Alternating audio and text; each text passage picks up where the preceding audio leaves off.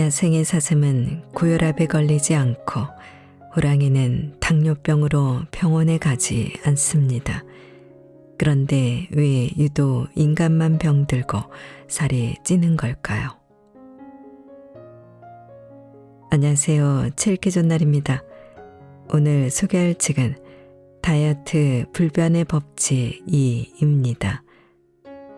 이 책은 단순한 다이어트 지침서가 아니라 자연의 원리에 따라 몸을 회복하는 법을 알려주는 건강 철학서입니다.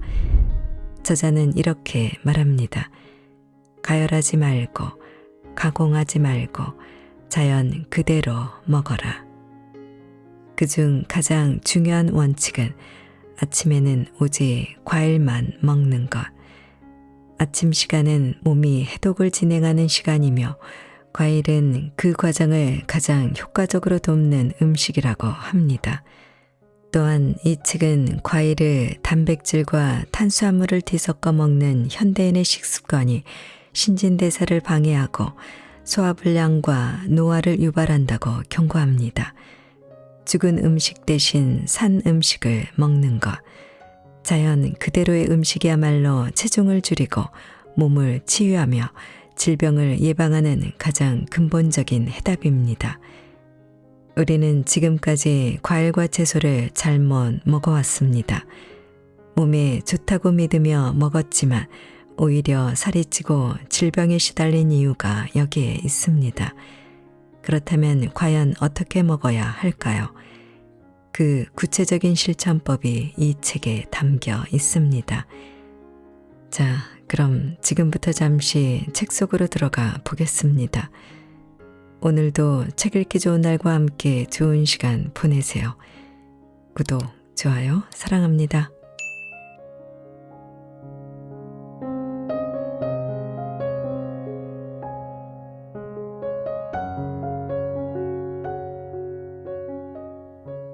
과일은 공복에 먹어야 효과가 있다고. 대부분의 사람은 과일을 먹는 올바른 방법과 잘못된 방법이 있다는 것을 잘 모르고 있다는 사실입니다. 두 가지를 꼭 기억하십시오. 첫째, 모든 과일과 과일 주스는 조리, 가열, 가공, 정제, 저온살균 등 어떤 방식으로도 변형하지 않는 자연 상태 그대로 섭취해야 합니다. 살아있는 몸에는 살아있는 음식을 공급해야 합니다. 열은 생명을 완전히 죽입니다. 식물이나 동물 등 지구상의 모든 생명체의 생명은 전적으로 효소의 상태에 달려 있습니다. 효소가 온전하면 생명은 계속됩니다.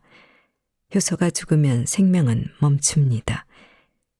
음식을 조리하는 데 필요한 열은 효소를 완전히 죽이는 데 필요한 열을 훨씬 초과한다는 사실을 기억하십시오. 조리하거나 가열한 과일을 먹거나 시중의 상업용 과일 주스를 마시면 효소의 가치가 없어질 뿐만 아니라 오히려 몸에 해롭습니다. 거의 모든 과일은 알칼리성이므로 몸 안의 산성을 중화시킵니다. 모든 과일이 알칼리성이라고 언급할 때마다 사람들이 가장 먼저 하는 말이 오렌지, 자몽, 파인애플, 레몬은 어때요? 입니다. 모두 산성 과일이 아니냐고 반문입니다. 산성이 강한 과일은 맞습니다. 그러나 이 과일도 침에 섞이고 위액에 섞이면서 모두 알칼리성으로 변한다는 사실을 아는 사람은 많지 않습니다. 열을 가하지 않는 한 모든 과일은 몸 안에 들어가면 알칼리성이 된다는 사실을 잊지 마십시오. 이 알칼리성으로 변한 음식이 산성 음식, 고기, 생선, 계란, 우유, 정제 탄수화물 등과 섞이면서 복잡한 일들이 일어납니다. 어떤 방식으로든 열을 가하면 과일과 과일 주스는 문제를 일으킵니다.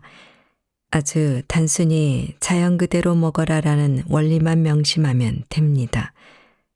당신은 특별히 하버드 대학을 갈 필요도 없고 의사가 될 필요도 없습니다.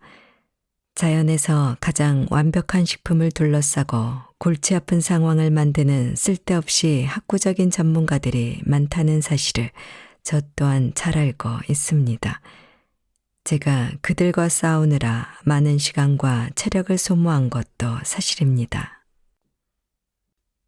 어떤 음식이 가장 진실한 음식인지 알아내는 방법은 아기에게 테스트하는 것입니다.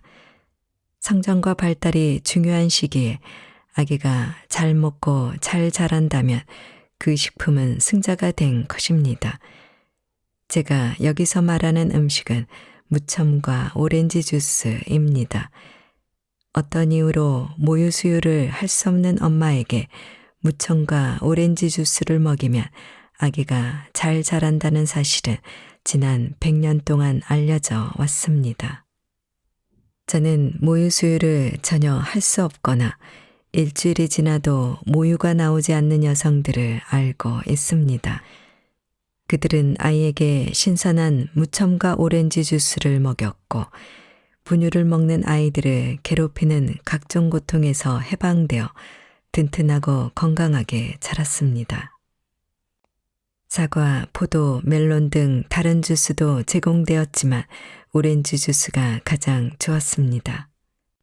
당연히 열로 살균한 시중의 상업용 주스가 아니라 오렌지에서 갓 짜낸 신선한 것이어야 합니다.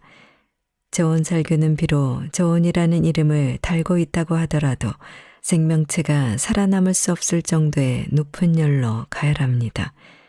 따라서 몸에 해로운 산성 음식으로 변합니다. 무첨가 오렌지 주스는 아기뿐만 아니라 모든 인간에게 완벽한 아침 음료의 상징입니다.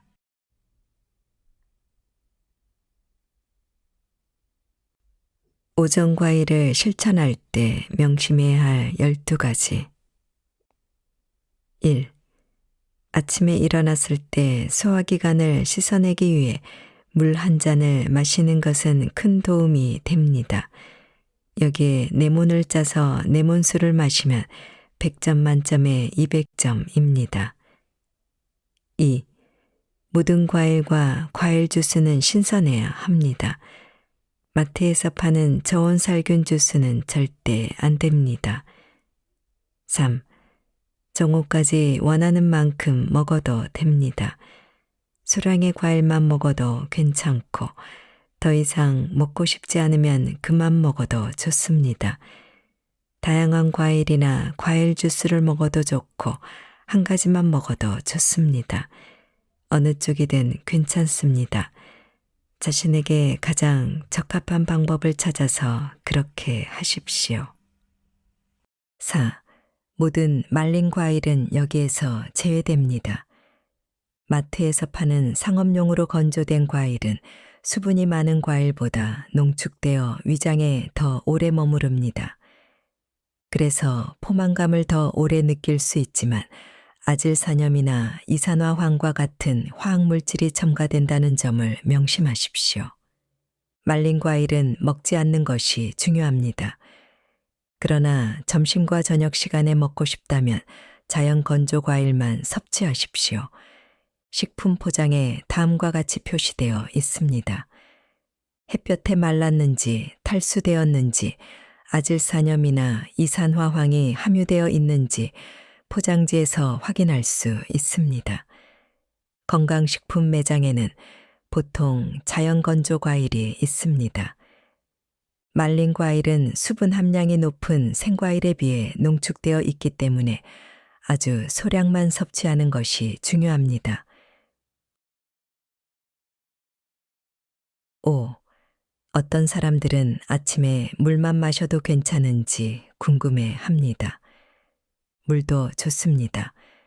그러나 제가 과일이나 과일 주스를 추천하는 이유는 그것이 청소 음식이기 때문에 배출 주기에 몸속의 노폐물을 배출하는데 물이 좋음이라면 과일은 최우수로 좋음이기 때문입니다. 6. 수분이 대부분인 무첨가 주스를 마신 후에는 약 10분에서 15분 경과 후에 다른 음식을 섭취하시고 과일을 먹은 후에는 30에서 40분 정도 기다렸다가 다른 음식을 먹어야 합니다. 말린 과일을 먹은 후에는 약 40분 정도 기다려야 합니다. 과일 이외에 다른 음식을 먹은 후에는 최소 3시간 이상 기다렸다가 다시 과일을 먹거나 주스를 마셔야 합니다. 그러나 드레싱을 섞어 생채소를 샐러드로 드신 경우에는 약 20에서 30분 후에 과일을 드실 수 있습니다. 간식으로 또는 자기 전에 과일을 드시려면 조리된 음식을 드신 후 최소 3시간, 샐러드를 드신 후 1시간 30분에서 2시간이 지난 후에 드셔야 합니다. 쉐이크도 추천합니다. 냉동 과일을 믹서에 넣어 만들 수 있습니다. 맛있는 쉐이크가 완성됩니다. 쉐이크의 농도는 사용하는 냉동 과일의 양에 따라 달라집니다. 어떤 사람들은 상온의 바나나를 좋아하는데 이는 취향의 문제일 뿐입니다. 쉐이크로 만들 때는 냉동 과일도 좋습니다. 아이들이 특히 좋아합니다. 저는 이런 간식을 먹지 않는 날이 거의 없습니다. 7. 주스를 마실 때는 꿀꺽 삼키지 않는 것이 매우 중요합니다. 천천히 마셔야 합니다. 오렌지 주스 한 잔을 2번에 걸쳐 크게 마시는 것은 건강에 좋지 않으며 위장을 상하게 할 수 있습니다. 한 입에 한 모금만 드시고 입 안에서 한 번 휘저어 침과 섞은 다음 삼키십시오. 저는 항상 주스를 씹듯이 마시라고 강조합니다. 8. 낮 12시 이후에 주스를 계속 마셔도 괜찮은지 아니면 12시부터 다른 음식을 먹어야 하는지에 대한 질문을 많이 받아왔습니다. 저는 항상 야생동물은 배부르면 먹지 않는다라고 강조합니다. 야생의 호랑이도 배가 부르면 잡은 토끼와 장난을 칠 뿐 먹지 않습니다. 허기를 양념으로 삼기를 바랍니다. 배가 고프지 않다면 다른 음식을 먹을 필요는 없습니다. 저를 포함한 많은 사람이 저녁 식사 때까지 과일과 과일 주스만 먹는 경우가 많습니다. 때로는 과일 외에 음식을 먹고 싶지 않을 때도 있기 때문입니다. 배가 고프지 않은데 때가 되니 꼭 먹어야 한다고 생각하는 것은 상업자본주의의 잘못된 교육 때문입니다. 이렇게 하다 보면 하루 종일 과일과 과일 주스만 먹는 날도 있는데 그런 날은 정말 에너지 넘치는 날입니다. 시간이 지나면 저절로 알게 될 것입니다. 지금은 낮 12시까지 과일을 섭취하는 데 집중하고 나머지는 자연스럽게 익숙해지도록 노력하시면 됩니다. 9. 낮 12시까지 과일을 먹기 시작하고 점심과 저녁에도 과일을 자주 먹으면 소변을 더 자주 보게 됩니다. 소변 색깔도 탁한 것에서 물처럼 맑은 것까지 다양해집니다. 아주 좋은 일입니다. 수분 함량이 높고 노폐물 배출에 최적의 음식인 과일이 몸속의 독소와 찌꺼기를 씻어내기 시작할 것입니다. 상업 자본주의를 사는 우리 어리석은 인간은 이 현상을 의심스럽게 바라보도록 잘못 훈련되어 있습니다. 인간의 몸은 끊임없이 변하는 역동적인 것인데 보통 때와 다르면 마치 큰일이 난 것처럼 두려워해서 빨리 가까운 병원이나 의사를 찾도록 훈련되어 있습니다. 잦은 소변이 당뇨병의 징후라며 하얀 가운의 전문가들이 자주 말한다는 사실도 저는 잘 알고 있습니다. 혈액에 당이 많으면 우리 몸은 이를 정화하려고 물을 더 많이 마시게 되고 당연히 소변으로 배출합니다. 이것 역시 몸의 자정작용입니다. 과일이나 과일 주스를 더 자주 마시고 더 자주 소변을 본다는 것은 지금 우리 몸이 스스로 노폐물을 배출하는 특급 처방을 하고 있는 셈이니 안심하셔도 됩니다. 10. 어떤 사람들은 과일을 먹고 싶지만 조금만 먹어도 배가 아프고 설사를 한다고 말합니다. 노폐물 청소를 전문으로 하는 과일은 입구에서 외면받습니다. 바닥이 진흙으로 덮여 있어서 물로 청소하면 구정물이 나오는 것은 당연한 일 아니겠습니까? 과일은 장에 닿자마자 독소로 가득 찬 몸의 노폐물을 제거하기 위해 작동합니다. 설사는 우리 몸이 스스로 청소하고 정화하려는 자연치유의 반응입니다. 설사가 나오는데 설사를 멈추는 지사제를 먹는 행위는 물로 청소해서 나온 구정물을 다시 몸속으로 집어넣는 참으로 어리석은 행위입니다. 2, 3일 또는 일주일 정도는 약간의 불편함을 느낄 수 있습니다. 구정물이 밖으로 빠지면 집안이 깨끗해지는 것처럼 몸과 영혼의 상쾌함이 소리 없이 찾아올 것입니다. 11. 세 가지 신체 주기를 확실하게 이해했는데도 몇 가지 의문이 생길 수 있습니다. 저녁 식사 후, 그러니까 동화주기에 접어드는 오후 8시 이후에 과일을 먹는 것은 어떨까 하는 것입니다. 저는 개인적으로 저녁 식사를 하기에 가장 좋은 시간은 오후 6시부터 7시까지라고 생각합니다. 저녁 늦게 무언가를 먹고 싶다면 동화주기에서 에너지를 빼앗지 않도록 잠들기 전에 과일을 드시는 것은 그렇게 나쁘지 않습니다.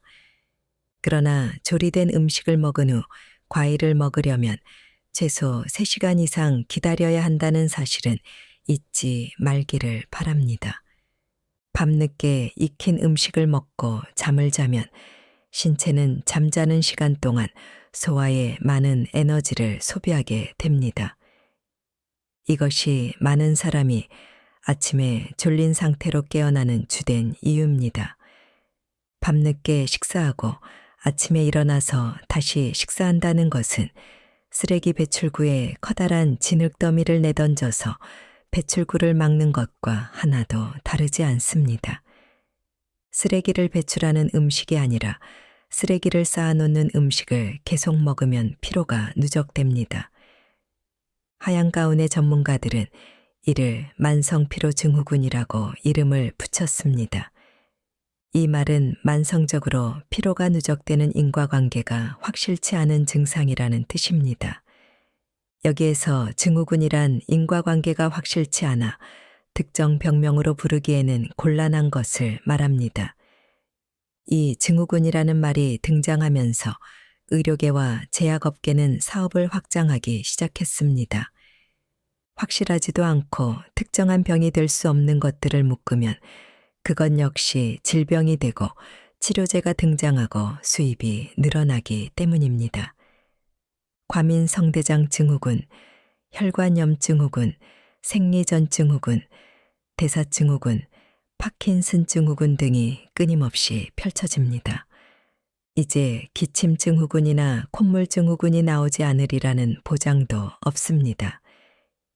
기침이나 콧물은 몸속의 노폐물을 몸 밖으로 배출하는 정화의 과정인데 거기에다 증후군이라는 병명을 가져다 붙이면 신체의 모든 증상이 질병이 되는 셈입니다.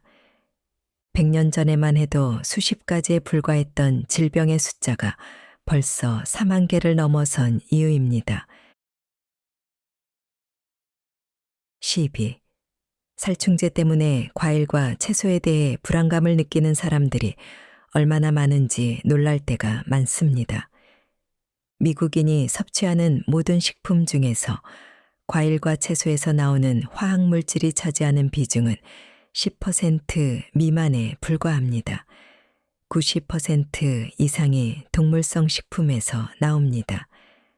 공장식 축산농장의 동물들은 치명적인 항생제, 범벅인 사료를 먹어 화학물질의 농도가 위험할 정도로 높습니다.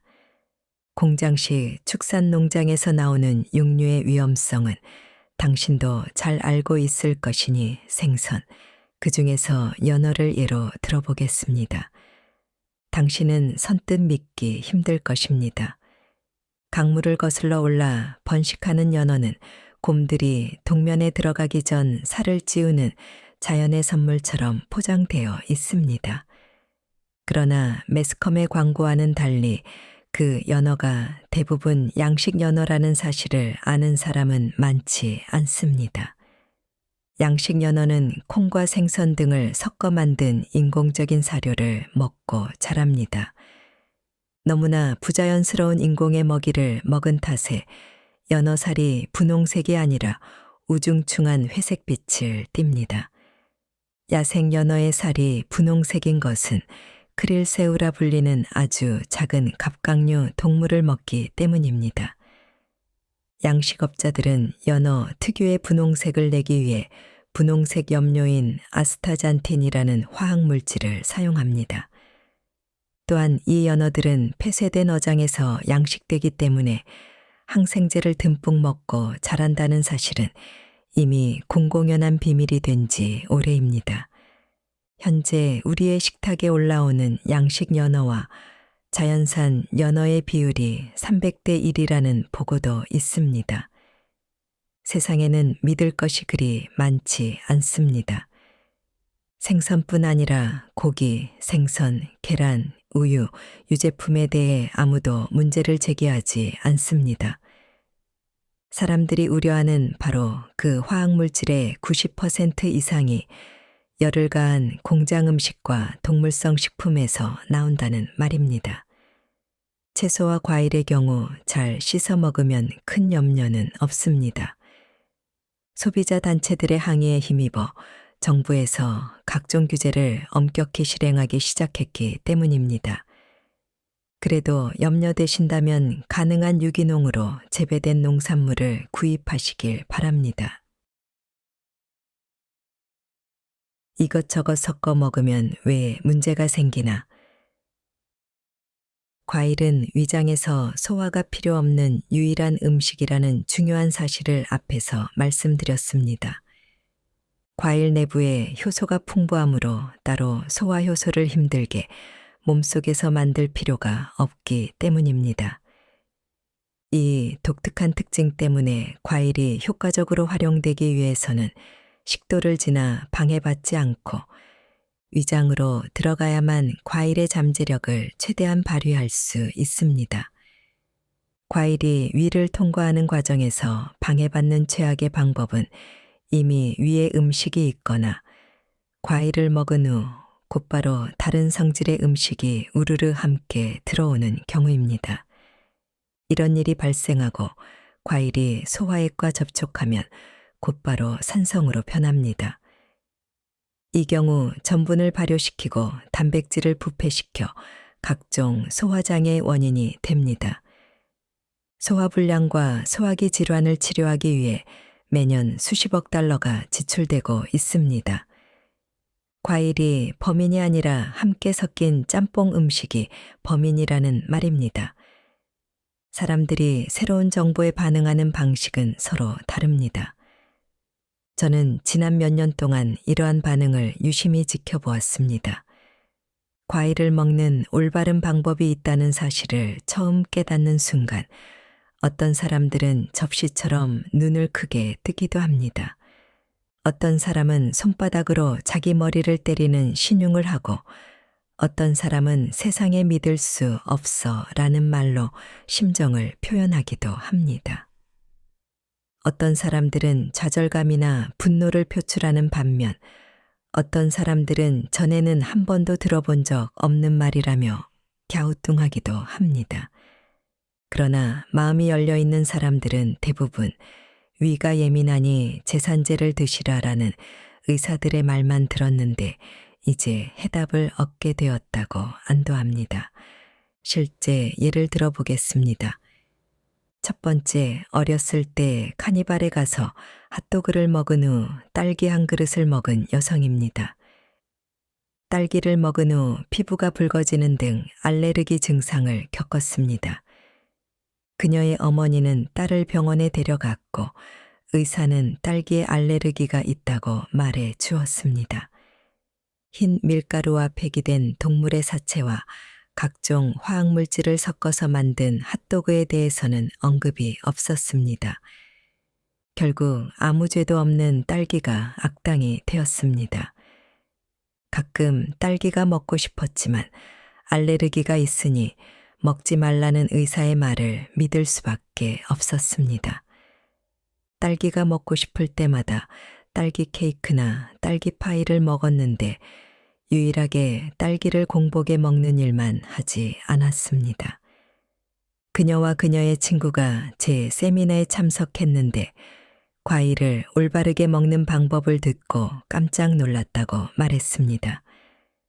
멜론을 좋아하는 여성도 있었습니다. 그녀는 차가운 멜론이 입맛을 돋우고 입안을 상쾌하게 해주는 식사 후 간식으로 챙겨 먹었습니다. 한 가지 아쉬운 점은 멜론을 먹으면 항상 가스가 차는 데다가 밤새도록 트림을 하게 된다는 사실이었습니다. 결국 그녀는 멜론을 먹지 말아야겠다고 생각하는 지경에 이르렀습니다. 제 강연을 들은 후 이 2명의 여성은 이제 통증이나 불편함 없이 딸기와 멜론을 먹을 수 있게 된 기쁨을 청중들에게 얘기하는 제 강연의 증언자 역할을 하곤 했습니다. 물론 과일을 디저트로 먹어도 전혀 불편함을 느끼지 않는 사람들도 분명히 있습니다. 모두가 그런 것은 아닙니다. 위장이 철갑처럼 단단해서 과일을 먹든 안 먹든 아무렇지도 않은 사람들도 있습니다. 하지만 제 경험에 의하면 그들은 소수에 불과합니다. 과일이라는 생명 음식은 청소 음식이기도 합니다. 빈속에 들어가 청소를 완성한 후에 일반 음식을 넣으셔야 효과가 배가 됩니다. 청소 음식과 청소를 방해하는 음식을 함께 위장에 넣으면 속이 부글부글 끓는 등 각종 부작용이 발생할 수 있습니다. 좋은 것을 나쁜 것과 섞어서 먹지 말고 순수하게 먹기를 바랍니다. 오전엔 과일, 오후엔 샐러드. 혼란에 빠진 당신에게 상업자본주의는 수많은 과제를 던져주었습니다. 탄수화물, 단백질, 설탕, 지방, 식사량, 단식, 약물, 수술, 혈액형, 체형, 스트레스 등등의 문제를 던져주고 이 중에서 하나를 선택해서 내게 오든가 이 중에서 2-3개를 선택해서 내게 오라고 유혹합니다. 도대체 어떻게 먹는 일처럼 자연스러운 일이 이처럼 번거로운 일이 되었을까요? 당신은 이제 선택하실 때가 되었습니다. 복잡한 일을 단순화해야 할 것인가? 그 복잡한 아수라장에 들어가 남들처럼 컨베이어 벨트에 올라타고 휩쓸려 갈 것인가? 지금 결정해야 할 때입니다. 장담하지만 앞으로 이 아수라장의 세계는 끊임없이 세력을 넓혀 확장될 것이 뻔합니다. 당신은 아무것도 고려하실 필요가 없습니다. 산 음식과 죽은 음식에만 집중하시면 됩니다. 죽은 음식보다 살아있는 음식을 더 많이 섭취하면 비만과 질병의 문제가 해결된다는 한 가지만 명심하시면 됩니다. 첫 번째 성공의 열쇠는 정 5가지 과일이나 과일 주스만 드시라는 것입니다. 두 번째 성공의 열쇠는 산 음식과 죽은 음식의 비율을 5대5로 맞추는 것입니다.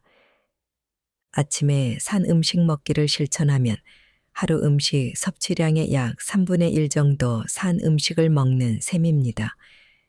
당신의 죽은 음식 섭취량이 10% 이하였다면 이는 엄청난 진전입니다.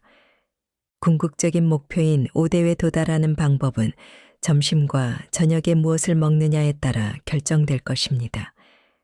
강조하지만 이 방법은 아주 단순합니다.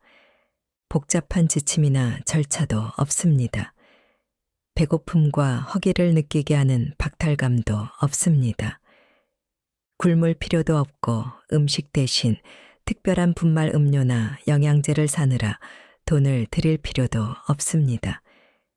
당신은 이미 아침을 과일과 과일 주스로 해결했습니다. 이제 점심과 저녁이 남았습니다. 아침 과일은 목표를 달성하는 데 필요한 50% 중 약 25%를 공급하므로 나머지 25%는 점심과 저녁에 섭취해야 합니다. 고민하는 당신을 위해 저는 자연이 인간에게 준 선물인 샐러드를 준비했습니다. 고깃덩이 옆에 숨죽이며 얌전히 숨어 있는 방울토마토나 양상추 한 조각을 말하는 것이 아닙니다. 큰 접시에 가득 담긴 풍성한 채소를 말합니다. 양상추와 토마토를 포함해서 오이, 시금치, 새싹 채소, 샐러리, 당근, 피망 등 어떤 채소든지 가득 담으십시오. 과일과 채소 외에 우리가 평소에 섭취하는 두 가지 주요 식품을 농축식품이라고 하는데 바로 단백질과 녹말입니다. 단백질에는 고기, 생선, 계란, 우유, 유제품, 콩식품 등이 있습니다. 녹말에는 감자, 파스타, 빵을 비롯하여 쌀, 보리, 귀리 등의 곡물이 있습니다. 최대한 간단하게 설명해 드리겠습니다. 점심에는 단백질 음식이나 녹말 음식 중 하나를 선택하시고 각종 채소와 샐러드를 함께 먹습니다. 저녁에도 단백질 음식이나 녹말 음식 중 하나를 선택하고 각종 채소와 샐러드를 함께 먹습니다. 그게 전부입니다. 당신은 채소와 샐러드는 같은 것이라고 생각하고 계실지도 모릅니다. 그러나 저는 여기에서 이 두 가지를 명확히 구분하겠습니다. 샐러드와 함께 채소를 먹는다는 것은 나물과 같이 익힌 채소를 같이 먹어도 좋다는 뜻입니다. 불에 익힌 나물과 생채소를 구별하라. 샐러드는 항상 생채소 샐러드를 의미합니다. 사실 콜리플라워나 브로콜리 등과 같이 살짝 데친 채소를 좋아하는 사람들도 있습니다. 살짝 데친 채소는 중립적입니다. 다만 채소가 물러질 때까지 너무 익혀서는 안 된다는 점은 분명히 밝혀둡니다. 채소를 살짝 데치거나 볶으면 어느 정도 익긴 하지만 여전히 가치가 있습니다. 섬유질과 일부 영양소를 그대로 섭취할 수 있기 때문입니다. 예를 들어 당신이 스테이크를 드신다면 샐러드와 살짝 데친 채소를 함께 드시면 됩니다. 당신이 파스타를 먹고 싶다면 샐러드와 살짝 데친 채소를 곁들이시면 됩니다. 구운 닭고기나 생선을 원하셔도 마찬가지입니다. 밥을 드실 때도 데친 채소와 샐러드를 같이 드시면 됩니다. 단백질 음식이나 녹말 음식은 필요 없다고 생각하시면 그냥 데친 채소와 샐러드만 드셔도 됩니다. 점심 때 무엇을 먹든지 샐러드와 함께 드시고 저녁에 무엇을 먹든지 샐러드와 함께 드십시오. 어느 날 스테이크와 파스타를 모두 먹고 싶을 때는 어떻게 해야 할까요? 점심에는 샐러드와 채소를 곁들인 스테이크를 먹고 저녁에는 샐러드와 채소를 곁들인 파스타를 먹으면 됩니다. 이렇게 하면 한 끼에 모두 섞어 먹지 않고도 원하는 음식을 마음껏 먹을 수 있습니다. 물론 샌드위치나 햄버거 또는 피자처럼 단백질과 녹말을 함께 먹는 경우도 종종 있습니다.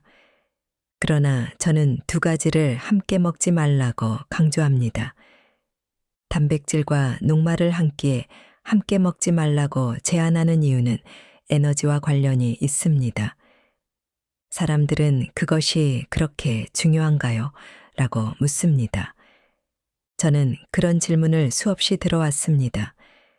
그러나 이것은 아주 중요합니다. 우리는 이미 소화에 따른 어떤 것보다 많은 에너지가 필요하다는 사실을 알게 되었습니다. 소화를 간소화해서 에너지를 절약하는 것은 살을 빼고 질병을 치유하는 데 아주 중요합니다. A라는 음식은 B라는 음식보다 소화에 더 많은 에너지가 필요하다는 사실은 분명합니다. 과일에는 소화 에너지가 거의 필요 없지만 다른 음식들은 에너지 소비의 정도가 천차만별입니다. 단백질과 녹말과 같은 농축식품은 익힌 채소나 샐러드보다 분해하는 데 훨씬 더 많은 에너지가 필요합니다. 인간에게 매일 무한정으로 에너지가 공급되는 것은 아닙니다. 끼니마다 농축된 음식을 소화하는 데 사용해야 하는 에너지는 당신이 살을 빼는 데 사용해야 할 에너지입니다. 조금 단순하지만 정확한 표현입니다. 농축식품은 무겁고 포만감이 높습니다. 농축식품 2가지를 한꺼번에 먹게 되면 샐러드를 먹을 공간이 부족합니다. 소화기관이 해야 할 일을 줄여주면 살이 빠지는 속도를 높일 수가 있습니다. 저탄고지와 단백질 다이어트는 왜 위험한가? 인간을 포함한 모든 동물의 1차적 목적은 생존입니다. 2차적 목적인 번식 또한 생존해야만 가능한 일입니다. 당연히 인간은 자기 생명을 보호하는 생존 메커니즘을 갖추고 있습니다. 탄수화물이 부족한 비상 상황에서도 생존을 위한 준비가 되어 있습니다. 단백질과 지방을 탄수화물로 전환하는 시스템이 그것입니다. 그런데 단백질과 지방을 탄수화물로 전환하는 과정에 엄청난 에너지가 소모된다는 점을 아는 전문가는 많지 않습니다. 단백질과 지방을 탄수화물로 전환하는데 에너지가 많이 소모되면 비만과 질병처럼 중요한 작업에 사용할 수 있는 에너지가 엄청나게 낭비되기 때문입니다. 바로 이것이 단백질 다이어트가 위험한 이유입니다. 저탄고지나 단백질 다이어트 등이 체중 감량에 일시적으로 도움이 될지 몰라도 건강에 미치는 치명적인 피해는 전혀 고려하지 않습니다. 인체가 경험할 수 있는 수천 가지 질병에 대한 백과사전인 머크 매뉴얼을 살펴보면 질병의 가장 흔한 초기 증상이 식욕 상실이라는 것을 알 수 있습니다. 암이나 에이즈 등 치명적인 질병일수록 음식에 대한 식욕이 없어집니다. 그 이유는 분명합니다. 몸이 아프면 스스로 치유할 수 있는 에너지가 필요하기 때문입니다. 소화에는 너무 많은 에너지가 필요합니다. 그래서 현명한 우리의 몸은 식욕을 억제할 필요를 느낍니다. 모든 에너지를 소화가 아닌 치유에 사용할 수 있게 하기 위한 인간의 생존 메커니즘입니다. 육류와 생선과 단백질, 영양제를 많이 먹어서 탄수화물이 부족하면 2가지 일이 발생합니다.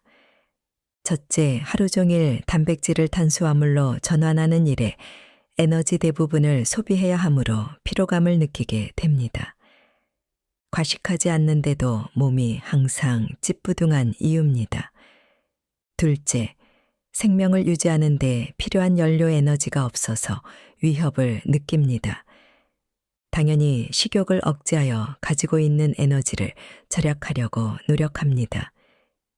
체중은 감소하지만 신체의 가장 중요한 연료인 탄수화물이 부족하므로 전반적인 건강은 꾸준히 악화됩니다.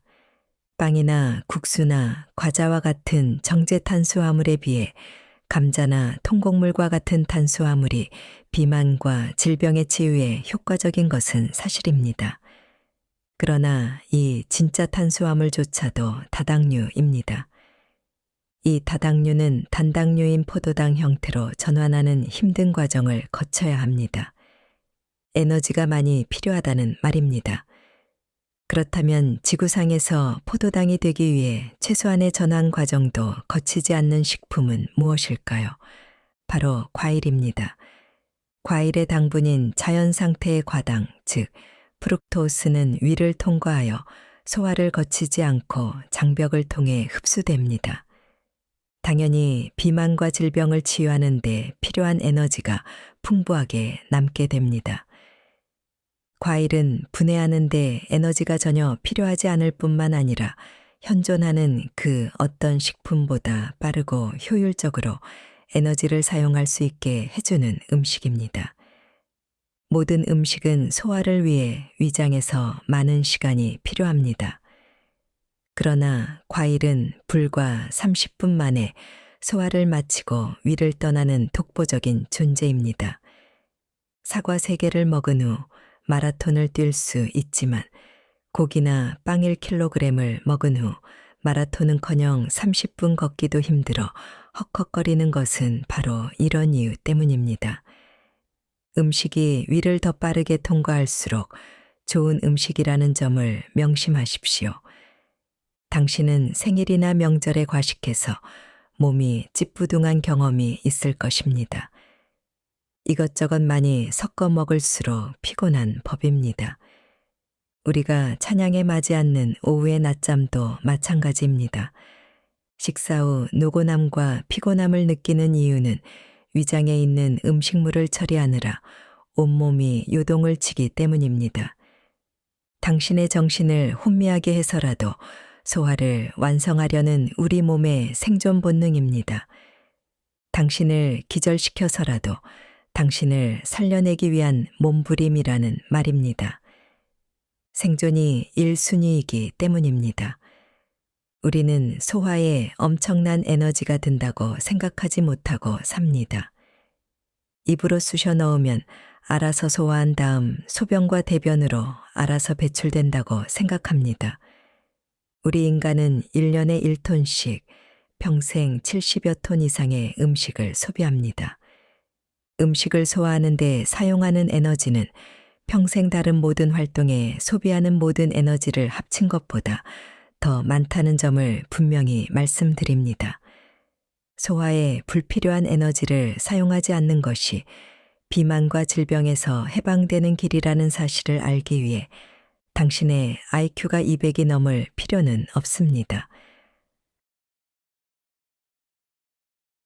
탄수화물과 단백질을 섞어 먹지 말라. 단백질에는 산성 소화액이 필요하고 녹말에는 알칼리성 소화액이 필요합니다.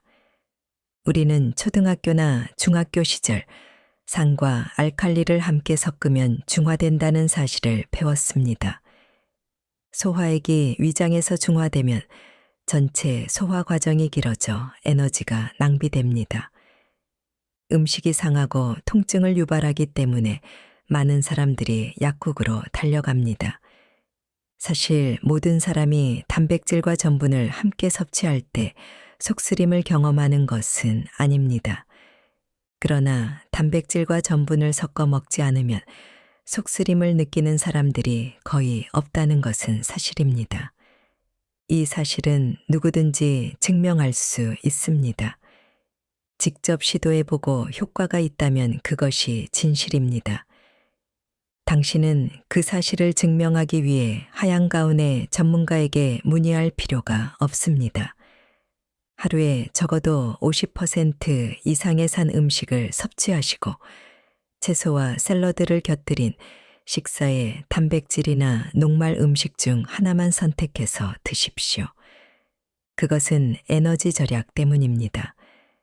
한 종류의 농축식품은 두 종류의 농축식품보다 소화에 많은 에너지가 필요하지 않습니다. 그러면 남은 에너지를 은행에 넣어두는 것과 같은 효과를 얻을 수 있으며 이 여분의 에너지를 독소 배출에 사용해서 비만과 질병이 치유되는 원리입니다. 음식 혼합에 대한 원리가 저의 독창적인 주장은 아닙니다. 그러나 적어도 지난 100여 년 동안 꾸준히 논쟁의 주제가 되어 왔습니다. 그러나 인류 최초의 기록은 앞에서 말씀드린 예수의 에센의 평화의 복음서가 시초입니다. 이 책에서는 다음과 같이 기록되어 있습니다. 그대는 요리하지 말거니와 음식을 이것저것 섞어 먹지 말라. 장자가 김이 나는 늪지처럼 될 것을 두려워하라. 내가 진실로 너희에게 말하노니 너희가 온갖 음식을 섞어 먹으면 너희 몸의 평화가 끊어지고 끝없는 전쟁이 너희 안에서 일어날 것이다. 김이 모락모락 나는 늪지라. 식사 후에 속이 불편한 당신의 위장을 잘 묘사했습니다. 자동차를 운전할 때 안전벨트를 매야 안전한 것처럼 음식 조합의 원리는 당신의 비만과 질병의 치유에 튼튼한 안전벨트가 되어드릴 것을 확신합니다. 비타민과 미네랄은 모두 식물에서 나온다. 인간을 포함한 모든 동물은 살기 위해 반드시 먹어야 하고 먹지 않으면 죽습니다. 수많은 종류의 음식이 끝없이 다양한 맛으로 우리를 유혹하고 있지만 우리는 먹는 행위의 가장 중요한 이유를 잊고 삽니다. 그것은 바로 생명의 구성 요소인 영양소를 몸에 공급하는 것입니다. 이러한 영양소는 비타민, 미네랄, 아미노산, 지방산, 항산화제 등처럼 알려진 물질과 알려지지 않은 각종 물질을 통해 얻어집니다. 이러한 물질은 혈액, 뼈, 피부, 치아, 머리카락 등으로 바뀝니다. 이처럼 복잡한 과정을 우리는 당연하게 여기지만 이 과정을 완벽하게 설명할 수 있는 과학자는 이 지구상에 존재하지 않습니다. 생리학 서적에는 놀라운 인체의 활동과 과정을 설명하는 수천 수만의 중요한 사실들이 가득하지만 이것들을 모두 합친다고 해도 아직 알려지지 않은 것보다 훨씬 적을 것입니다. 영양소의 일일 권장량이라는 것도 있지만 이것 또한 추측에 불과합니다. 우리는 아직 확실히 알지 못합니다. 많은 비타민이 세세히 분리되어 이름이 붙여졌지만 비타민이 모두 발견되었다고 할 수는 없습니다. 장담합니다만 앞으로 수십 종류의 비타민이 등장할 것입니다. 또한 거기에 맞춰서 각양각색의 비타민 알약이 제약회사에 의해 등장할 것입니다. 면역체계를 강화하거나 알츠하이머를 예방하는 물질이 새로 발견되었다는 소식이 매일 매스컴을 장식합니다. 그런데 그 물질의 출처는 모두 식물에서 나오는 원료입니다. 당신은 어떤 치료 성분이 돼지고기나 소고기에서 분리되었다는 소식을 들어본 적이 있습니까? 과거에도 없었고 앞으로도 듣지 못할 것입니다.